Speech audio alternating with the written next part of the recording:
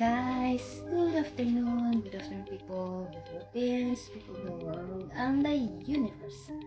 Ngayon, gagawa ako ng chicken sandwich. Kaso wala pa akong tinapay na sliced bread. Meron ako dyan, malunggay na pandesal, maliliit. Yun lang, see you later. Hi guys, ito na, mag-umpisa na tayo. Luto na yung pinakuluan na yung chicken breast part ng manok. At ano lang yan, pinakuluan ng tubig, at ang nilagay ko lang ay asin and black pepper. At pagkatapos palamigin, hihimayin na siya ng maliliit, yung ano lang, shredded ano lang siya, pakahimay. Tapos habang naghihimay, mag-subscribe muna ng Small Tita. Yun. At ito na, malapit nang matapos. Pagkatapos niyan, malamig na siya. Hindi pwedeng mainit ha. Kung pwede pa nga pagkatapos dyan ilagay muna sa ref before yun. Pero yan, pinalamig ko na lang yan pagkatapos ng himay. May mga dyan, may mga litid hindi ko sinama. At yun, tapos na.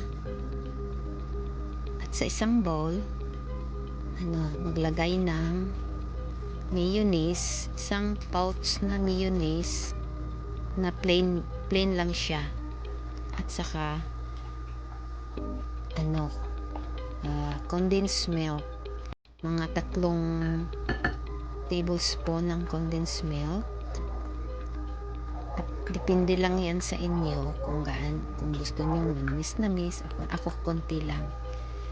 At saka maglagay ng pickle relish, mga 3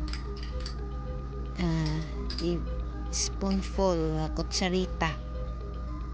Pero ako gusto ko yung maraming pickle relish para manamis-namis na maasim-asim. Yun. At saka lagyan ng black pepper, gotong black pepper, pero depende lang sa inyo. At sibuyas din, sibuyas na red onion, pulang sibuyas, hiwain ng maliliit din, pero dyan hindi ko nalagyan yan. At saka yun, nilagay na ang shredded chicken.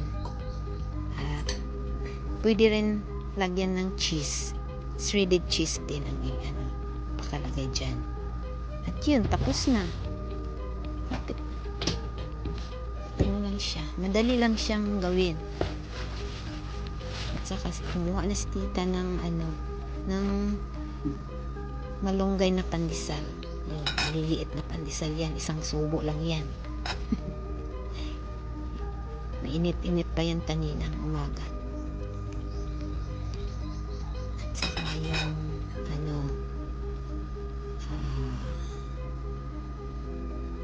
yung nilagyan ng asin. Pero ako hindi ko nalagyan ng asin kasi medyo maalat na yung nadamihan kong asin pag pakulo ko. Yun. Thank you for watching. Bye bye.